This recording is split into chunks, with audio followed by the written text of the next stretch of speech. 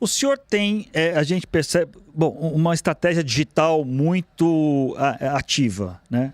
Isso já vem, é um legado do próprio MBL, que sempre foi muito ativo em redes sociais, junto ao público jovem, e a gente percebe um esforço, como o senhor está falando, de se tornar conhecido, de se colocar como candidato do grande público.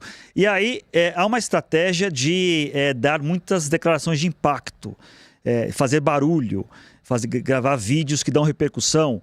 Eu vou citar alguns exemplos aqui que eu colhi nas suas redes sociais de declarações muito polêmicas que o senhor deu, e algumas até que levantam até questionamentos. Por exemplo, o senhor gravou um vídeo em Mossoró, no Rio Grande do Norte, em que o senhor fala que vagabundo se trata na bala, se mata, se elimina. Aí depois o senhor também deu uma declaração quando o senhor fala do Flávio Bolsonaro, que tem que acabar com a raça do Flávio Bolsonaro. Depois o senhor falou que era uma coisa mais assim, metafórica, mas enfim, está lá a declaração. Uma declaração famosa também é quando o senhor esteve no Maranhão dizendo que os maranhenses votam mal, por isso tinha que ter um interventor no Maranhão. Esse tipo de estratégia, né, de tentar chocar talvez a população, isso não pode se voltar contra o senhor lá na frente quando se for analisar se é um candidato sério, para valer, de credibilidade? Na verdade, que não busca só lacrar, desculpa. Mas não é nem uma lacrada, eu realmente acredito nisso. E não foi muito como estratégia. Se eu for olhar a estratégia clássica que os marqueteiros recomendam, eu deveria ir em Mossoró ficar falando, ô, povo bom, eu vou cuidar de vocês, que é a estratégia de 99% dos políticos, inclusive os da direita. Quando eu fiz esse vídeo em Mossoró, eu estava falando sobre a história que a população de Maranhão de Mossoró teve, no enfrentamento ao banditismo local, às gangues, inclusive no período do Lampião. E puxar esse orgulho próprio, porque a população local hoje se vê vítima do crime organizado. Então a gente tem que puxar, inclusive, um orgulho histórico deles, e eu quero reviver isso neles. Quando eu falei do Flávio Bolsonaro, se eu falar em termos literais, seria o que acabar com a família Bolsonaro do norte da Itália, a etnia deles? Não é. Eu tô falando, novamente, de uma superação política de uma família que faz muito mal à direita brasileira. O terceiro ponto é o maranhense votar mal. Isso, e daí? E uma intervenção, um interventor, quer dizer, você acabar com a eleição direta para governador. Em última instância, a gente está trazendo essas discussões, sim. Qual foi o aspecto positivo das classes políticas do Maranhão para o Maranhão? Da sequência Sarney e Dino, as duas grandes, vamos dizer, os dois grandes exemplos de modelos políticos oligárquicos locais. Eu vi todos os municípios que eu pude visitar no Maranhão. A classe política do Maranhão ela é parasitária. E eu estou propondo uma reforma que eu estou chamando de lei de responsabilidade gerencial, que endereça essa questão nos municípios e nos estados. E a última punição é a ideia de colocar um interventor no município, não punição para a classe política, porque a população seria uma libertação. Mas todas as ferramentas que a gente faz são ferramentas para melhorar o regime democrático, porque a democracia não existe no Maranhão. Falar que a gente tem um regime democrático no Maranhão é acreditar assim, conta a carochinha. Boa parte das pessoas votam porque vendem o voto, ou estão sendo cooptados durante o período eleitoral.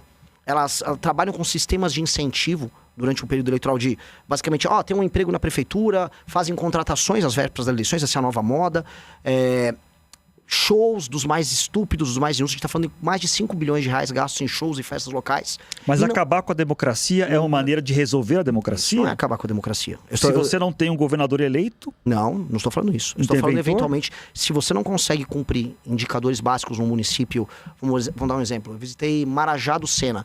Os índices de desenvolvimento humano são baixíssimos em Marajá do Sena. Não há atividade econômica concreta em Marajá do Sena.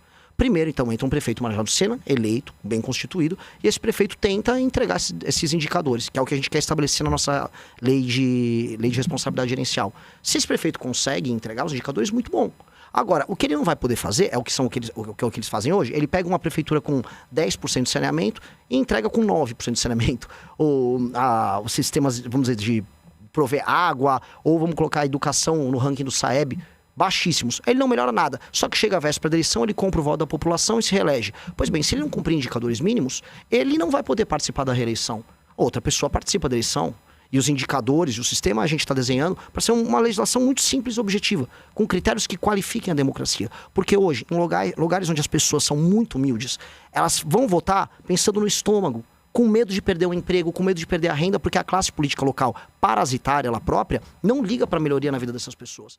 Então, a democracia, nominalmente há, mas de fato não há. A democracia, quando surgiu na Grécia, ela tinha como pressuposto a ideia de que eram homens livres participando disso. Infelizmente, boa parte da população nos lugares mais pobres do Brasil não são tratados como pessoas livres. São tratados como vassalos. E a gente precisa entregar a cidadania para essas pessoas. Mas Mas o senhor não acha que, de certa forma, é tirar o poder do voto dessas pessoas? Porque se tem uma coisa na democracia que a gente tem que vale para pobres, ricos, mulheres, homens, é o voto. E aí, se o senhor avalia, olha, esse prefeito não fez um bom trabalho, então agora a população não vai ter direito a votar nele. Não fica estranho essa intervenção com a democracia?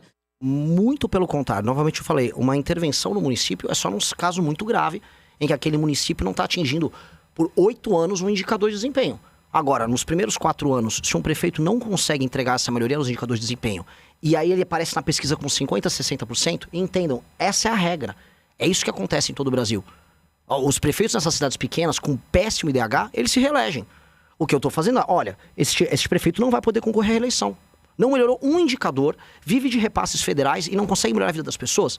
Aí as pessoas votam por quê? A gente sabe que a regra nesses lugares é a compra de voto. Então não há democracia ali. Quando a gente fala, mas essa pessoa está perdendo voto, primeiro, isso seria uma atitude extrema no final da ponta, se aquela cidade não consegue melhorar um indicador. E por um pequeno período de tempo, até a gente conseguir recompor esses indicadores. Se isso, antes disso não for feito, a gente vai continuar vivendo a ilusão, que é uma ilusão que a gente acredita desde 88, que existe democracia em Marajá do Sena. Não existe democracia em Marajá do Sena. Gente, agora, não existe democracia em maior parte das cidades pequenas do Brasil. Candidato, outra pré-candidato. Pré-candidato, TSE não fui eu. Sou eu que estou falando. Pré-candidato, quando... outro tema importante na sua pré-campanha é a segurança pública, um tema que o senhor coloca com muita ênfase. Quando o senhor fala que vagabundo se trata na bala, se mata, se elimina, isso não é uma atualização do velho ditado de que bandido bom é bandido morto? E eu pergunto, bandido bom é bandido morto? Bandido bom que se entrega, ele vai pra cadeia e fica bastante tempo cumprindo pena.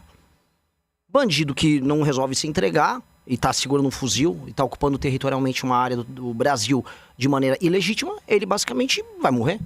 Acho que não há muito escolha, eu acho que isso então, é meio consensual. Assim, pense em uma nação, pense se os Estados, só um ponto, se os Estados Unidos permitiriam que um bairro, que o Queens fosse tomado por uma facção e a facção fizesse, vamos dizer, a segurança no Queens. Isso é inimaginável numa nação séria. Se a China permitiria que um bairro em Xangai tivesse isso, a gente não pode permitir isso no Brasil. E aí uma pessoa que está fazendo essa ocupação territorial, ou ela vai presa e se entrega, se ela não quer se entregar, ela acaba morrendo, é o básico. Então, pegando uma declaração que o senhor falou também que quer apenas prender e matar as lideranças do crime organizado. Mas, de novo, essa questão, o senhor está explicando agora melhor, né? Se não se entregar, vai morrer. Mas desse jeito que o senhor fala, não parece... Aí eu quero saber a sua opinião em relação à pena de morte. O senhor imagina, se eleito, colocaria a pena de morte como uma pauta do Brasil para a gente enfrentar ela, já que o senhor está defendendo nesse caso... Claro, né? Enfim, são criminosos, etc. Mas a gente não tem pena de morte no Brasil. Aí eu queria sua opinião sobre isso, também misturando um pouco, já aproveitando com a questão religiosa, né? Eu não sei exatamente como é que o senhor vê essa questão, que é uma questão que tende ali a, digamos, afastar uma parte do voto cristão, digamos assim. A gente tem pena de morte no Brasil e a pena de morte ela é executada pelo crime organizado nos seus tribunais próprios, ocupando de maneira ilegítima pedaços do Brasil. A gente tem pena de morte na Rocinha. Mas o senhor como presidente... Calma, deixa eu molhar o bico. O presidente da República nem sequer com essa Constituição pode instituir a pena de morte, porque é cláusula pétrea, a gente nem pode fazer isso. Isso seria numa discussão a posteriori que vale a pena a gente ter de uma Constituinte num momento novo. Com a Constituição que nós temos agora, a gente pode aumentar muito as penas, que é o que eu pretendo fazer de pronto. Aumento de penas. E quando eu falo no prender ou matou, a discussão que nós temos que ter, que envolve o combate ao crime organizado, é colocar muita energia e muita ênfase nesse enfrentamento, na reocupação do território brasileiro. O entendimento que o Estado brasileiro tem que ter de que aquele território é dele. Veja, cara, tem uma coisa que me choca quando eu ando no Rio de Janeiro, quando eu vejo, por exemplo, generais, já tive reuniões com membros das Forças Armadas que vão naqueles clubes militares, perto da orla ali. E aí eles vão nas reuniões, mas ele próprio militar, cuja função primordial é a defesa do nosso território, ele tenta evitar os territórios ocupados pelo crime. Ele mesmo sabe que aquele território brasileiro que ele deveria constitucionalmente defender não pertence ao Brasil. Mas ele vive naquela loucura que nós passamos a aceitar de que o crime organizado realmente é dono, é legítimo. Então, o que eu estou chamando é uma convocação por parte do Estado brasileiro a uma guerra para retomar territórios que são brasileiros e cidadãos brasileiros que estão na mão de gente que não tem o direito de controlar eles. A família do Marcinho VP não pode controlar pedaços do Brasil. Inclusive, o senhor defende algo chamado direito penal do inimigo, salvo engano, né? Sim. Que é pelo que eu andei lendo, que o senhor está defendendo, seria algo como algumas situações, alguns criminosos não teriam os mesmos direitos em julgamentos de defesa, de de advogados, eventualmente, criariam um sistema jurídico próprio para algumas pessoas, algumas categorias de crime. Isso é factível, tendo em vista a nossa Constituição, que defende a ampla defesa, que defende o direito das pessoas, rebaterem acusações, o direito de não serem atropelados pelo Estado? Que tipo de proposta é essa que criaria um sistema judicial paralelo? Não, um sistema judicial paralelo é um enquadramento específico para entidades e grupos que têm, vamos dizer, indivíduos ali pertencentes, como uma facção criminosa ou um grupo terrorista, que merecem um tratamento diferente, dado que eles não aceitam, e essa é a premissa da teoria do Günther Jacobs, que é o autor da tese, eles não aceitam a autoridade do Estado e fazem um combate eminentemente político e existencial ao Estado, e estão em permanente cometimento de crime. Uma facção criminosa, com seus membros que estão ocupando, por exemplo, um bairro, eles estão em permanente cometimento de crime. Aquela ocupação, ela é uma anomalia jurídica. E aí o Estado brasileiro não pode tratar aquela pessoa que está, vamos dizer, ocupando o Complexo da Penha como um ladrão de galinha, como uma pessoa que teve uma briga de trânsito. Mas isso não é inconstitucional? Não, claramente de maneira inconstitucional? Alguma. Não é inconstitucional, Zanin. Não é constitucional. É um enquadramento que você tem que fazer da lei brasileira, estabelecendo um tipo penal para que essas pessoas que são... Aí você faz o levantamento junto com a Polícia Federal, junto com a BIM, as pessoas que fazem parte das facções criminosas. Estabelece-se por lei, junto com o Congresso Nacional, essas são as facções que vão ficar circunscritas e tem que ser uma definição muito, muito clara e muito precisa. Essas facções terão um tratamento diferente. Outros países conseguiram fazer. A Dinamarca conseguiu fazer. A Dinamarca separou membros de uma determinada quadrilha como parte, vamos dizer, de um organismo anômalo.